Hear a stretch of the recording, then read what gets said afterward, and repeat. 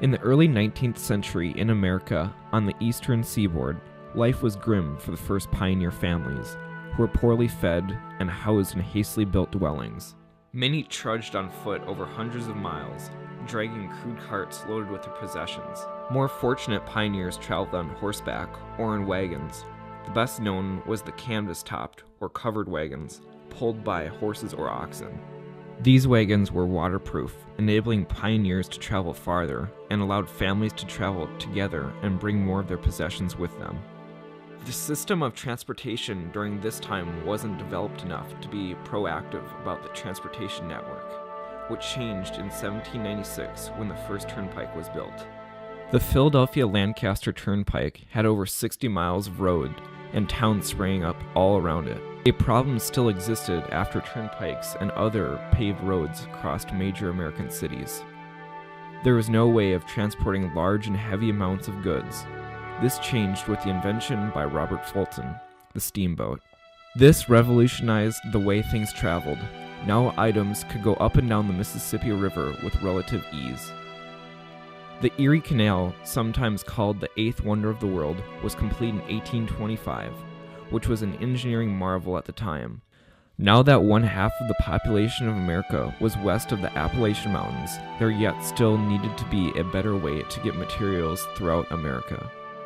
All in all, the transportation system was improving because the federal government stepped in and started constructing canals and turnpikes.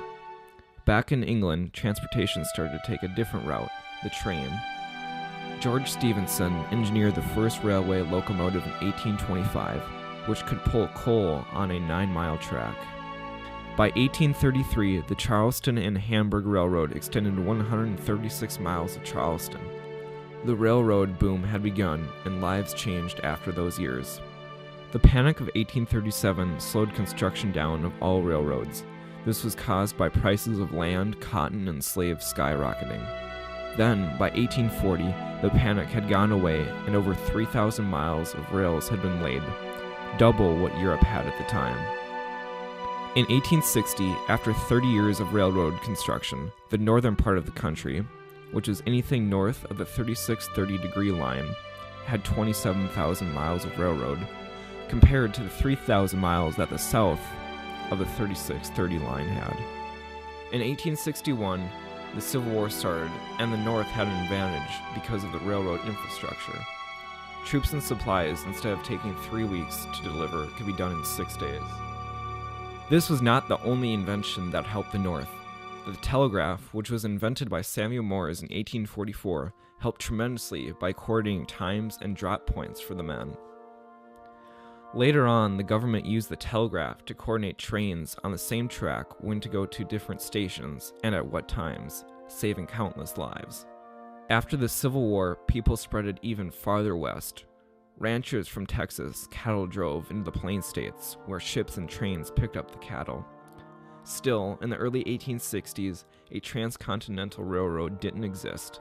The only two things connecting newly found gold-rich California and the rest of the country was the Pony Express, which only served as mail transportation network, and the Oregon Trail.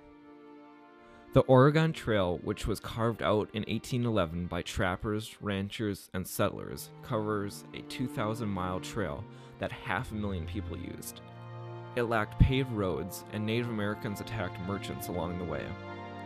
There yet still needed to be a way to cross the whole United States with thousands of pounds of goods, and fast.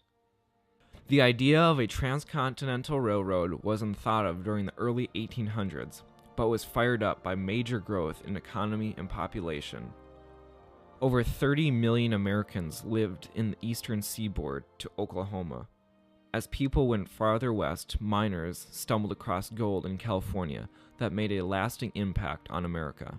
Millions of Americans trekked months to find gold, which few of them did. Theodore Judah, a man who doesn't get enough credit for the Transcontinental Railroad, started thinking of it after he built the Sacramento Valley Railroad. He got the name Crazy Judah for his ideas to build over the Rocky Mountain Range. After he built the first railroad west of the Mississippi, he put a team together of 4 guys, later named the Big Four. They included Leland Stanford, a man of many talents who started Stanford University, Collins Huntington, Charles Crocker, who later founded the Central Pacific Railroad, and Mark Hopkins.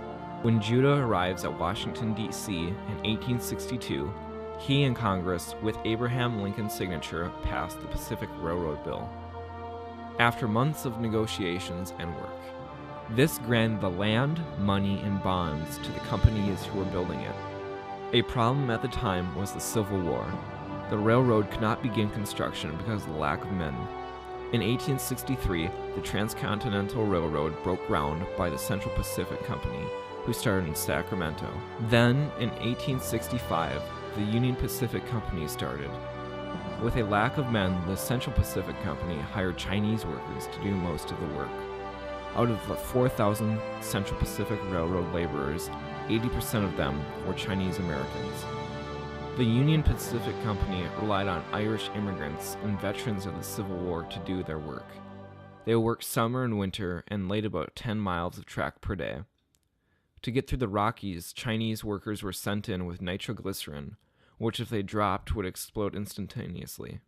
This, along with tunnel cave-ins, killed many workers.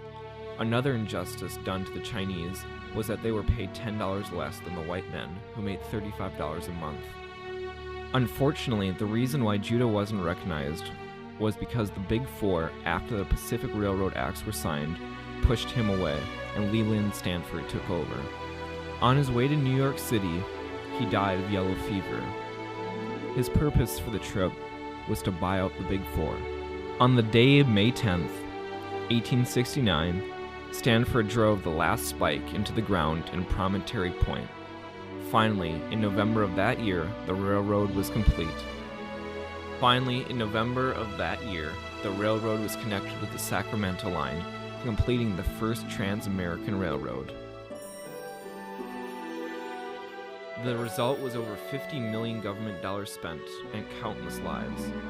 Unknown to the public at that time, but when the first railroad statistics were printed in 1888, it said 2,000 people died and over 20,000 were injured, but the dream of Theodore Judah's was complete. As the Union Pacific cuts away westward across the Platte Valley in 1865, its workers grew fearful of the Indian menace. The Northern Cheyenne, Sioux, and Arapaho maintained a presence on what had once been their prime hunting land. Along with the pushback of the Native Americans, the buffalo population was greatly affected. When the first pioneers came to America, the buffalo population was around 50 million. The population by the late 1800s was around 1,000. This also affected the Native Americans, who used all of the buffalo for food and materials. Another effect was on the Mormon culture. The Mormon religion says that they are to live in isolation and be self-sufficient. That changed when the railroad crossed Utah. Brigham Young, who led the Mormons from the east, preached prosperity would come out of it. They supported the railroad, and later on the Mormon people grew in trade and population. With one major railroad complete across the whole U.S., people settled in an area called the Corn Belt, from Ohio to Iowa. Over 80% of the farms were within 5 miles of the railway. Also, the cattle driving was faster because ranchers could push the cattle up to the Transcontinental Railroad, which led the prices of beef to go down. Within 10 years of the line being built, it transported over $50 million worth in supplies and created more jobs. Another small but significant fact is that the north part of the country used a 4-foot, 8.5-inch gauge, popular for miners to push carts up and down.